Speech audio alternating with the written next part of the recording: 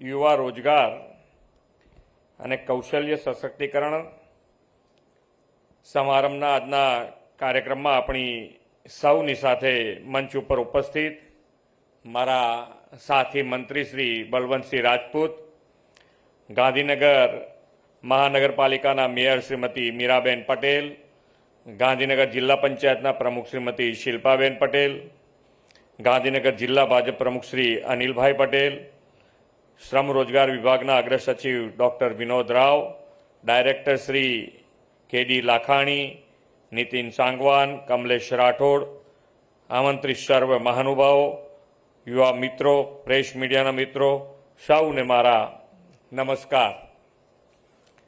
આમ તો અમારા મંત્રી એકદમ યુવાન થઈ ગયા છે, બાયપાસ કરાયું ને પછી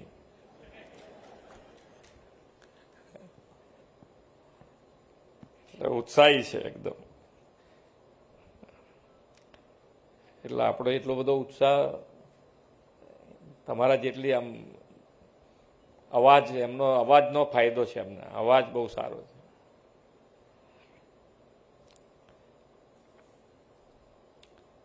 વિશ્વના સર્વાધિક લોકપ્રિય નેતા અને આદરણીય વડાપ્રધાન શ્રી નરેન્દ્રભાઈ મોદીએ યુવા શક્તિના સપનાને વધુને વધુ નવું આકાશ મળે તે માટે સતત ચિંતા કરી છે. વિશ્વમાં સૌથી વધુ યુવા શક્તિ અને સૌથી મોટી લોકશાહી ધરાવતું ભારત સ્થાનિક અને વૈશ્વિક સ્તરે બંને રીતે ભવિષ્યને આકાર આપવાની અનોખી ક્ષમતા ધરાવે છે. આ વિશાળ યુવા શક્તિ ડેમોગ્રાફિક ડિવિડન્ડ આપણી સૌથી મોટી મૂડી છે અને આ મૂડીને લાંબા ગાળાથી સમૃદ્ધિ માટે ભારતની તાકાત બનાવવાનો વડાપ્રધાનશ્રીનો મક્કમ નિર્ધાર કર્યો છે. વડાપ્રધાનશ્રી હંમેશા કહે છે કે ઘણી બાબતોના વિકલ્પો હોઈ શકે, પણ કૌશલ્ય, નવીનતા અને સખત મહેનતનો કોઈ વિકલ્પ નથી અને ભારતના યુવાનોમાં ત્રણેય વસ્તુની ક્ષમતા છે. આવા યુવાનો સ્કિલ, વિલ અને જીલથી પથ્થરમાંથી પણ પાણી કાઢવાની ક્ષમતા ધરાવતો યુવા છે. શ્રી નરેન્દ્રભાઈએ ડિગ્રી આધારિત નોકરીના ભ્રમમાંથી રાજ્યના યુવાનોને બહાર આવે તે માટે સ્કિલ ડેવલપમેન્ટનો રાહ બતાવ્યો છે. તેમણે ગુજરાતના મુખ્યમંત્રી તરીકે 2012માં સ્વામી વિવેકાનંદની 150મી જન્મજયંતિ વર્ષમાં રોજગાર મેળા દ્વારા એક જ સપ્તાહમાં 65,000થી વધુ યુવાનોને રોજગારીના નિમણૂક પત્રો આપ્યા હતા. આ રોજગારી અને સ્કિલ એટલે કોઈ પણ એક સબ્જેક્ટ ઉપર, ધારો કે કોઈ સ્કિલમાં પ્લમ્બિંગે કરી શકાય, કાર્પેન્ટર તરીકે પણ સ્કિલ કરી શકાય, એક સારા ડ્રાઈવર તરીકેને પણ જો આપણી સ્કિલ હોય તો એમાં પણ આગળ વધી શકાય. પણ સ્કિલ જરૂરી છે. અત્યારે ટેકનોક્રેટ જે પ્રમાણે ડિજિટલ ઇન્ડિયાની વાત છે, તો ટેકનોકેલી જે ઇલેક્ટ્રોનિક્સ છે એની અંદર પણ સ્કિલમાં શું થઈ શકે. નવા સેમિકન્ડક્ટર પ્લાન્ટ આપણા ત્યાં આગળ આવી રહ્યા છે. સેમિકન્ડક્ટર ઇન્ડસ્ટ્રીઝ આખી આપણા ત્યાં હબ ઊભું થવા જઈ રહ્યું છે. એની અંદર તમારે કઈ સ્કિલ જોઈએ તો એ ઇન્ડસ્ટ્રીઝ સાથે મળી અને આ સ્કિલ ડેવલપ થાય એના માટેનો પણ પ્રયત્ન ગુજરાત સરકાર કરી રહી છે. એમાં ઇન્ડસ્ટ્રીઝ તમારી સાથે રહી અને કેવી રીતે આગળ વધાય એના માટેનો પ્રયત્ન છે. આપણે અહીંયા બેઠેલા દરેક જણ છે જે મારી સાથે અત્યારે વર્ચ્યુઅલ માધ્યમથી જે જોડાયા છે, બધા જ અમારા સાથી મંત્રીશ્રીઓ, ધારાસભ્યશ્રીઓ અને યુવાન વિદ્યાર્થીઓ, બધા જ જે સાથે જોડાયા છે, બધાની વાત છે કે ભાઈ જેને જેને ફોરેન જવાની આપણા બધાના મગજમાં ક્યાંક ને ક્યાંક વાત આવે. ફોરેન જાય અને એ લોકોને પૂછો તમે, ગમે તેટલું અહીંયાથી ભણીને ગયો હશે તો એ શરૂઆતમાં નોકરી ત્યાં જઈને શું કરે છે તો એ કોઈ દાડો તમને એટલું જ કહેશે, શું કરે છે ભાઈ તું ત્યાં, શું કરે, જોબ કરે છે. બસ આટલું જ બોલે, જોબ કરું છું હું. શું કરે, જોબ બોલવાનું પતી ગયું. પછી શું કરે છે, કેટલું ભણેલો છે, કોઈ આપણે પૂછતા નથી ને એ કહેવા તૈયાર નથી. પણ જેમ જેમ એની ત્યાં આંગાળી નોકરી મળ્યા પછી, સેટલમેન્ટ થયા પછી એને પોતાની જોઈતી, એને જેમાં રસ હોય, જે લાઈનમાં એ ભણ્યો છે એની નોકરી, એ નોકરી મેળવ્યા પછી પ્રાપ્ત થઈ શકે એના માટેનો પ્રયત્ન કરે. એવી જ રીતે આપણા બધાને એવું હોય, પણ આપણે અહીંયા આગળ મગજમાં, મારી પાસે એવું પણ એક મારા ત્યાં ફોરેનથી એક મિત્ર આવેલો તે કે છોકરાઓ વેલ સેટલ છે ત્યાં આગળ, પૈસાની કોઈ કમી નથી, પણ એમના છોકરા પણ તેમની જ્યારે ફ્રી ટાઈમ હોય તેમની પાસે બધા પાસે કાર હોય, તો એ કાર એ લોકો લખાઈ રાખે, તો એ 2 કલાક એ ટેક્સી તરીકે ત્યાં આગળ લઈ જાય એ કારને, એના પૈસા એ કમાય.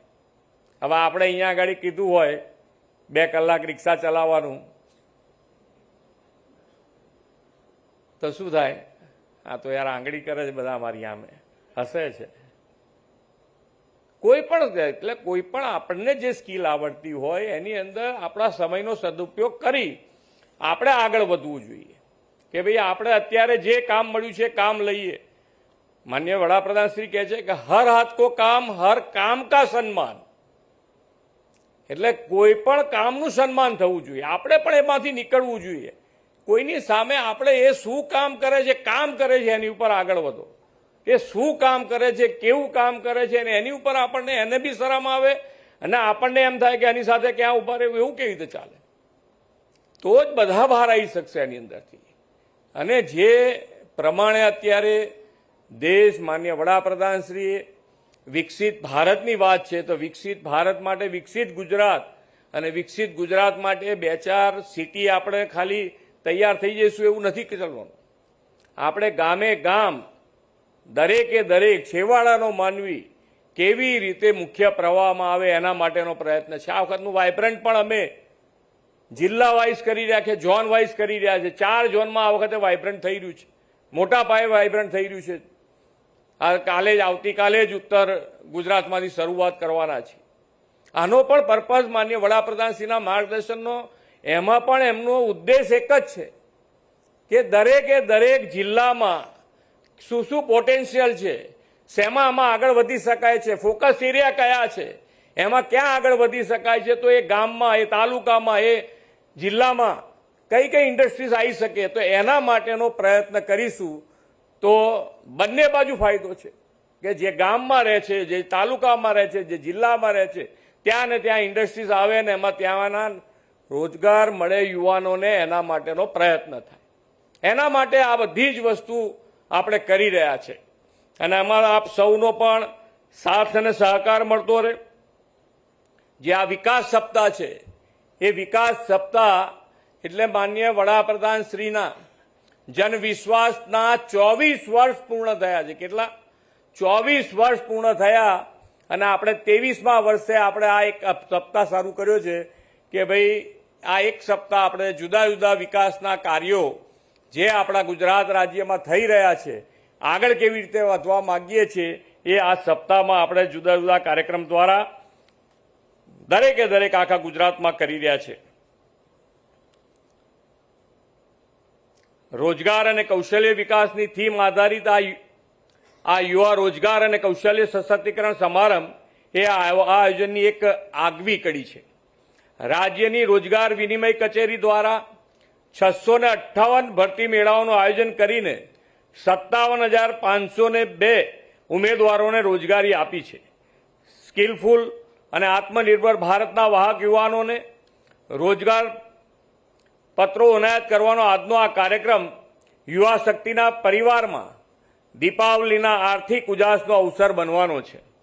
કૌશલ્ય વિકાસ માટે મજબૂત ભાગીદારી સ્થાપવાના હેતુથી 100થી વધુ ઉદ્યોગ ભાગીદારો સાથે એમઓયુ પણ થયા છે. આ એમઓયુના પરિણામે નજીકના ભવિષ્યમાં 150 આઈટીઆઈમાં 20,000 તાલીમાર્થીઓની તાલીમ ગુણવત્તામાં નોંધપાત્ર સુધારો થશે અને આત્મનિર્ભર ભારતનું નવું ડગ યુવાનો માંડશે. ગુજરાતમાં આપણે આદરણીય શ્રી નરેન્દ્રભાઈના નેતૃત્વમાં પાછલા 2 દાયકામાં લાખો યુવાનોને રોજગારી આપીને હર હાથ કો કામ સૂત્ર સાકાર કર્યું છે. વડાપ્રધાન શ્રી નરેન્દ્રભાઈએ ઉદ્યોગ તેમની જરૂરિયાત મુજબના માનવબળ તૈયાર કરી શકે તે માટે ઉદ્યોગ અને આઈટીઆઈને જોડીને રાજ્યમાં એક નવું મોડેલ પ્રસ્થાપિત કર્યું છે.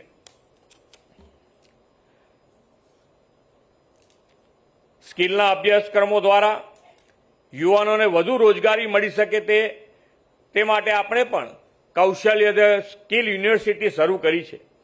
ગ્રીન અને renewable energy, cyber security, artificial intelligence, healthcare, agro service, logistic જેવા રોજગારીની વિપુલ તકો ધરાવતા વિવિધ અભ્યાસક્રમોમાં 12,000થી વધુ વિદ્યાર્થીઓને સફળ થયા છે. દેશમાં સૌથી ઓછી એટલે કે 1.1% બેરોજગારી દર ગુજરાત ધરાવે છે. રોજગાર કચેરીઓ દ્વારા છેલ્લા 5 વર્ષમાં 15 લાખથી વધુ યુવાનોને રોજગારી આપવામાં આવી છે. ગુજરાત સતત 4 વર્ષથી સ્ટાર્ટઅપ રેન્કિંગમાં દેશમાં અગ્રેસર છે અને રાજ્યમાં 12,500થી વધુ સ્ટાર્ટઅપ યુવાનો આત્મનિર્ભર બન્યા છે. હું જે શાળા પ્રવેશોત્સવ વખતે આ એટલા માટે યાદ કરાવું છું તમને કે કેવી દીર્ઘદ્રષ્ટિ છે માન્ય વડાપ્રધાનશ્રી. ખાવડામાં આપણા ત્યાં સૌથી મોટો રિન્યુએબલ એનર્જી પાર્ક બની રહ્યો છે, 30 ગીગાવોટથી પણ વધારે. એટલે અને એની જગ્યા તમે એક વખત તમે જોવા જાઓ તમને તેમ લાગે કે અહીંયા પગ મુકાય એવો નહોતો. ત્યાં પગ મૂકવો અને કેટલાય વર્ષો કદાચ ત્યાં કોઈની દ્રષ્ટિ પડી હશે કે નહીં પડી હોય, એ જગ્યા તો ત્યાંની ત્યાં જ છે. પણ માન્ય વડાપ્રધાનશ્રીની દ્રષ્ટિથી એ આજે ગ્રીન એનર્જી માટે આખા ગુજરાતનું ગ્રોથ એન્જિન બન્યું છે. કેટલી મોટી તમે જગ્યા જુઓ તો આજે તમે વરસાદ પડે એટલે ત્યાં પગ મૂકી ના શકાય એવી પોઝિશન છે. અને એની બાજુના એક ગામમાં હું કન્યા કેળવણી વખતે કુરન ગામમાં ગયો હતો. ત્યાં આંગાડી એ લોકોના છોકરાઓ ભણે છે, એ લોકોને ખેતી પણ છે, ત્યાં પાણી પણ હતું, પણ ખેતી સિવાય જો ખેતી ના મળે તો એમને એ લોકોની એટલો બધો કોન્ફિડન્સ હતો કે અમે ગમે ત્યારે જઈએ ત્યારે રોજના 1,000 રૂપિયા લેખે આ ખાવડામાં અમારે ગમે ત્યારે જવાની છૂટ છે. કેટલા બધા શાંતિથી રહી શકે માણસો કહો. જે એમનું સેટલ થયેલું છે તો કરવાનું જ, પણ કોઈક દિવસ નથી કંઈ સેટલ થયું 2 મહિના 3 મહિના તો આ 1,000 રૂપિયા તો ગાડી આવીને લઈ જાય અને મૂકી જાય. આટલી મોટી વ્યવસ્થા ત્યાં આગળ. એટલે આ જે દ્રષ્ટિવંત નેતૃત્વનો આપણે લાભ મળ્યો છે અને એ લાભ આપણે વધુ ને વધુ લઈ શકીએ એના માટેનો આપણો પ્રયત્ન છે. વડાપ્રધાનશ્રીના નેતૃત્વમાં દેશમાં યુવાનો માટે અનેક તકો ઊભી થઈ છે અને યુવા શક્તિ વિકસિત ભારતના મહત્વના પિલર બની છે. સ્ટાર્ટઅપ ઇન્ડિયા અને મુદ્રા યોજના જેવી યોજનાઓ દ્વારા તેમણે યુવાનોને પગભર બનાવ્યા છે. છેલ્લા 1 દશકમાં 15 મિલિયનથી વધુ યુવાનોએ વિવિધ વ્યવસાયોમાં તાલીમ આપવામાં આવી છે. તેમને કુશળતા અને ટેકનિકલ લાયકાત માટે સાથે જોડવામાં આવ્યા છે. આ સ્કિલ યુવાનોને પીએમ રોજગાર એન્ટરપ્રિન્યોરશિપ અંતર્ગત ઉદ્યોગ ગૃહમાં રોજગાર આપ્યા છે. વડાપ્રધાન શ્રી સ્પષ્ટ માને છે કે જો યુવાનો આજે કાર્યકુશળ હશે તો તેમના માટે રોજગારીની અનેક શક્યતાઓ છે. તેઓ આત્મનિર્ભર બનશે તો તેનો ફાયદો તેમના જ પરિવાર, સમાજ અને રાજ્યને મળવાનો જ છે. આથી જેમણે દેશના યુવાનો માટે 1 લાખ કરોડની પીએમ વિકસિત ભારત રોજગાર યોજના શરૂ કરાવી છે. પીએમ સેતુ યોજના દ્વારા દેશના યુવાનોને વિશ્વની કૌશલ્યની માંગ સાથે જોડવાની વડાપ્રધાનશ્રીની નેમ છે. વડાપ્રધાનશ્રીએ યુવાનોની સાથે મહિલા સશક્તિકરણને પણ સમાન અગ્રતા આપી છે. દેશ અને દુનિયાએ ઓપરેશન સિંદૂર દરમિયાન ભારતની નારી શક્તિની તાકાત જોઈ છે. શ્રી મોદી સાહેબે શરૂ કરાવેલી મુદ્રા યોજનામાં 68% લાભાર્થીઓ મહિલા છે. સખી સહાય યોજના હેઠળ મહિલાઓને આર્થિક સહાય, તાલીમ અને લોન ગેરંટી આપવામાં આવે છે.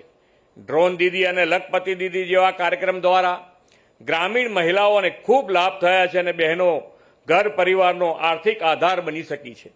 વડાપ્રધાન શ્રી નરેન્દ્રભાઈ મોદીએ ગરીબ, યુવાનો, કિસાનો અને માતાઓના સશક્તિકરણથી વિકસિત ભારત 2047 સમૃદ્ધ ભારતના નિર્માણ માટે આત્મનિર્ભર ભારતનો અને વોકલ ફોર લોકલનો કોલ આપ્યો છે. યુવા શક્તિ વડાપ્રધાનશ્રીના આ કોલને ઝીલી લઈને હર ઘર સ્વદેશી, ઘર ઘર સ્વદેશીથી સ્વદેશી અભિયાન અને આત્મનિર્ભર ભારતના સંવાદ બનશે એવા વિશ્વાસ સાથે વિરમું છું. ભારત માતા કી જય. વંદે માતરમ. જય જય ગરવી ગુજરાત.